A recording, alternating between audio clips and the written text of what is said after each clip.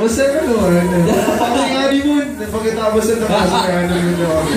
Pati na naman lahat ng mga fans nyo all over the world. Ayun po, sa lahat ng fans. Maraming salamat. Thank you po. Grabe no, sobrang nakaka-proud lang kayong dalawa kasi binigyan na ng bagong buhay yung Benguet, yung Pilipinas at pinakita nyo talaga hindi lang yung ganda ng acting nyo dahil sobrang galing na doon sa Forever. Palabang mo natin sila. Also, pinakita rin yung ganda ng Pilipinas. How was that like? Yung Forevermore experience nyo?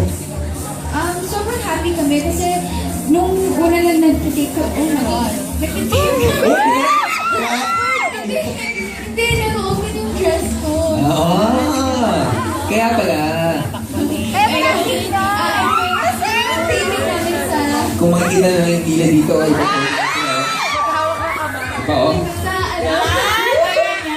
may purpose yan.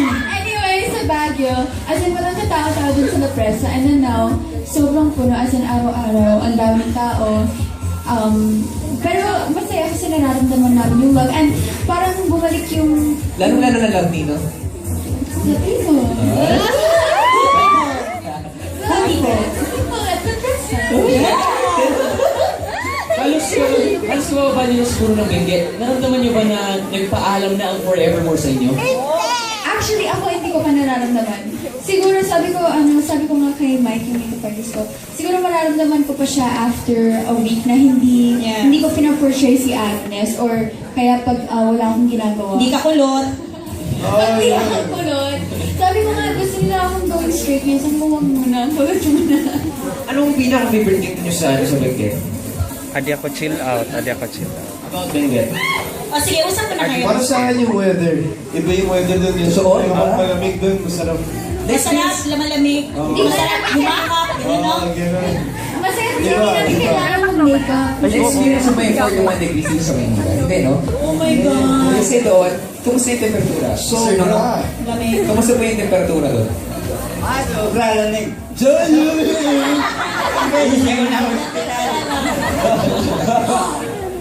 Kumusta? Kumusta taping dun sa Forevermore para sa inyo? Okay naman. Kaya lang napakasakit yung hiwalayan eh, di ba? Nasakit ba? Umiyak po ba kayo last taping day? Kasi tinis namin yung lamig, sobra. Sobra talaga. Sa kaya, sapong-sapong patong yung suot niya. Oo, pito-pito na, dalawang jacket na sugod, tagos pa rin yung lamig. For all the fans out there na Forevermore, Sir Banky, pwede po ba kayo tumingin sa camera and bigyan mo sila ng isang matinding smile?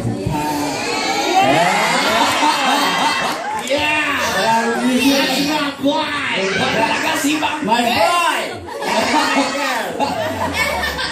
Alright. Tanungin naman natin si Ken. Ken, kamusta yung vibes nung last 2 weeks na lang ng Forevermore?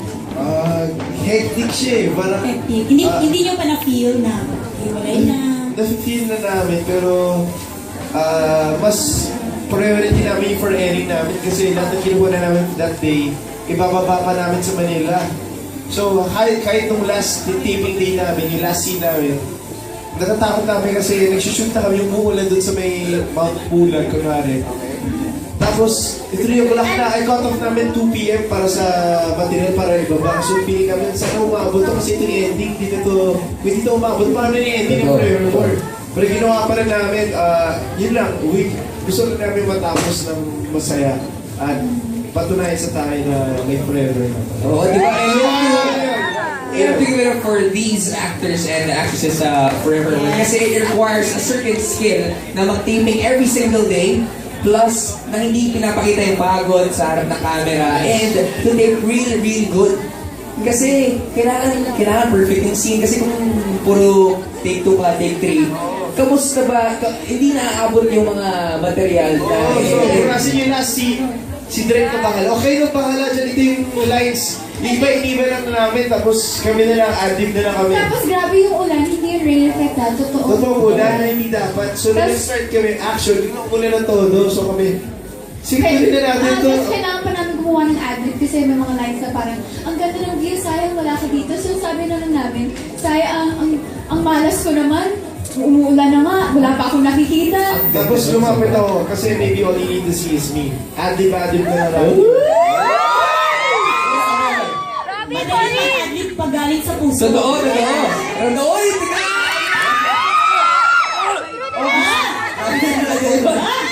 Okay, since na-mention na yung kubo, or yung kubo scene. Kubo? Ano yun? Kubo? Kasi kinukubo eh. Okay. Kinukubuhan ka? Since na-mention na yung kubo scene, pwede nyo ba explain sa amin yung totoong nararamdaman nyo? Yes! Ginagawa nyo. Sobrang lamig, bro. Kasi alas Pero pare, kahit sobrang lumig nung scene na doon, lahat ng mga pamilya namin, ang sabi sa'yo, sobrang hot yung dalawa. Yes, sobrang lamig kasi rain effect yun. No? Siyempre, rain effect. Alas 4 na sa Baguio. Sobrang lamig kasi nanginginig kami. Ano, pag-action, kailangan tumigil yung panginginig ng baba namin kasi hindi maganda. So, ang hirap pigilan tapos umiiyak ka pa tapos buti na may kaya ako. Si Baggy! Baggy! Gusto namin malaman kasi ito yung isa sa mga kauna-una pagtatambal na ginawa ng Gilskin eh. Kamusta po ba sila sa set? Kamusta po ba sila sa set? Okay lang, pero wala naman ako nahalata. Huh? May mga... So no, may mga chismis ba kayong pwedeng sabihin sa amin na exclusive na nakikita? Sa, kunwari, pag walang taping sa tent, may nakita po ba kayong kakaiba? Kinikilig po ba kayo? Na dalawa? Oo. Wala naman, kasi kanya-kanya silang tulugan eh. Yun nakikita. Hindi mo lang alam. Alam mo yan. Yes. Kami namin yan, sige Baggy. Pero kayo po ba, pag nakikita sila, anong nararamdaman nyo? Gusto ko pag nagkaya mag-iwan. Unforgettable scene in the Bagay na bagay. Unforgettable scene. Anong Unforgettable scene or memories? Ako Favorite scene. yung kubo. Yung binato ko siya ng repolyo.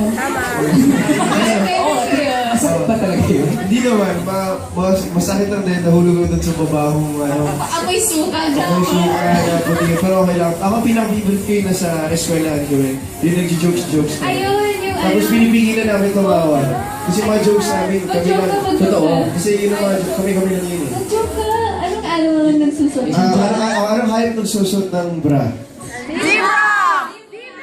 Anong hayop nagsusot ng panty? Anong hayop nagsusot ng brief? Alam mo na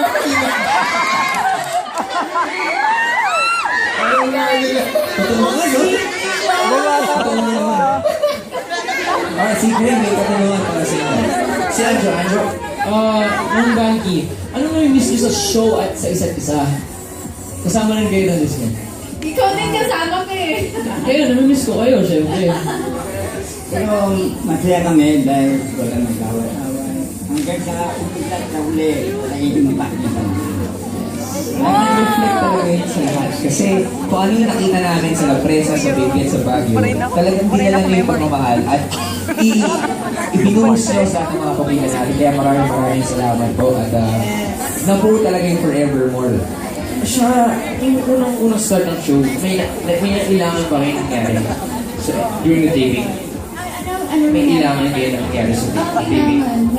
Mga first weeks. Oo, syempre. Nung first week, Talaga kayo dalawa? hindi pa kami masyadong close. So close na kayo ngayon? Sobra.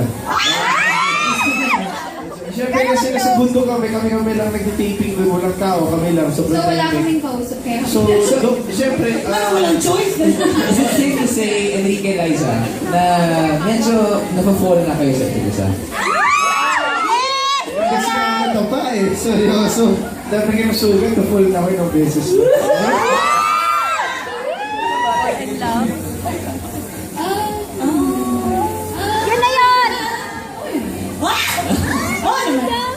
Nakita niyo, na-record niyo ba yun?